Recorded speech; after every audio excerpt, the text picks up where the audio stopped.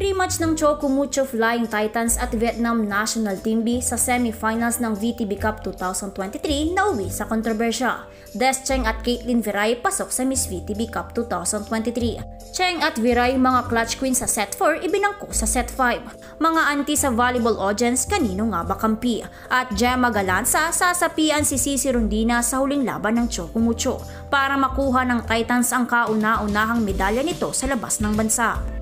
Inulan ng kontrobersya ang laban ng Choco Mucho Flying Titans at Vietnam National Team B sa kanilang rematch semifinals game kahapon ng gabi sa Lao Cai City Hall sa bansang Vietnam. Pinatunayan ng Vietnam National Team B na hindi tsamba ang reverse sweep nito sa Titans sa una nilang pagharap sa elimination round. Pinadapa ni Kapitana PTN An at ng buong Vietnam 2 ang Ubi Gel sa loob ng 5 thrilling set sa mga score na 25-18, 18-25, 25-12, 22-25 at 15-5. Naipilit ng Choco Mucho Philippines ang set 5 decider matapos maging clutch player sina Des Cheng at Caitlin Viray sa set 4 kung saan 17-10 na ang score pabor sa Vietnam. Nakagawa ng 15-5 run ang Titans sa pangungunan ni Caitlin Viray kung saan ibinuhos nito ang lahat ng lakas, may tabla lang ang score sa 22. Dito naman nakagawa ng pambihirang back-to-back service aces si Des Cheng diretso sa libero upang maitawid ng Titans ang pambihirang 15-5 run. Parehong nakagawa ng tag 6 puntos si Des Cheng at Caitlin Viray sa nasabing set. Nagdrama at tila naging teleserye ang huddle ng Vietnam National Team B matapos lumuha ng gabalde si Vietnam libero Kim Guyen dahil ito sa dalawang service ace ni Des Cheng sa latter part ng set 4. Ganito kaseryoso ang mga Vietnamese sa larong volleyball. Kaya sa huling laban ng Choco Mucho against Kansai University ng Japan ay ibigay na ang 100% para sa inaasam na unang podium finish ng Titans. Huwag magpapakampante, natalo man ng Titans ang Japan sa elimination match ay dikit na dikit pa rin ng laban.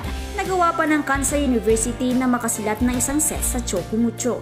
Advantage ng Kansai ang winning streak heading to the bronze medal match. Mga dapat tandaan at kailangang gawin ng Ubi Gels ay ulitin ang mga formula sa una nilang laban. Paganahin ang middles na sina Cherry Nunag at Madi Madayag na naging factor din sa laban. Ang parehong middles ay nakagawa ng 13 points and 11 points respectively upang hindi matuon kay Cici Rondina ang buong atensyon ng Kansai University. On-point substitution ni Kat Tolentino at Jem Ferrer. Kailangan maipasok si Jem Ferrer at Kat Tolentino sa pinaka-perpektong oras ng laro at maging mga magic bunot. Hindi yung agad-agaran silang papapasukin para mas lalong gumulo ang sitwasyon. Lastly, kailangang maging clutch queen si Cici Rondina. Aminado tayong lahat na isa si Cici Rondina sa pinakamalakas na open hitter hindi lamang sa Pilipinas pati na rin sa VTB Cup. Hindi matatawaran ang kakayahan nitong magbuhat ng isang team at buhati ng Choco Mucho sa VTB Cup.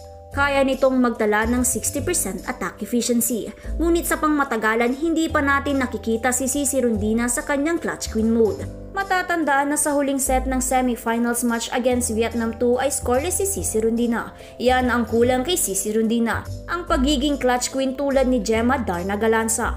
Hindi man natin maintindihan kung bakit walang play sa gitna si Dina Wong against Vietnam 2, hindi man natin maintindihan kung saan nga ba kampi ang mga anti sa audience, kung kaninong team nga ba sila panig, sa Vietnam 2 ba o sa Choco Mucho dahil lahat pinapalakpakan nila.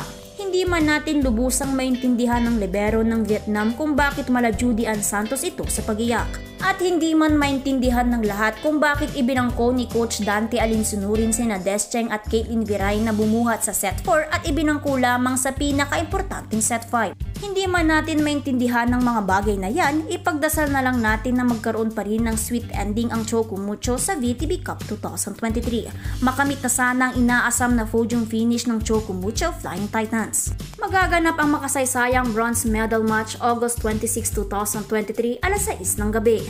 Abangan din kung sino sa mga pambato ng Pinas na sina Des Cheng at Caitlin Viray at ng iba pang piling contestant sa bawat team ang hihiranging Miss VTB Cup 2023.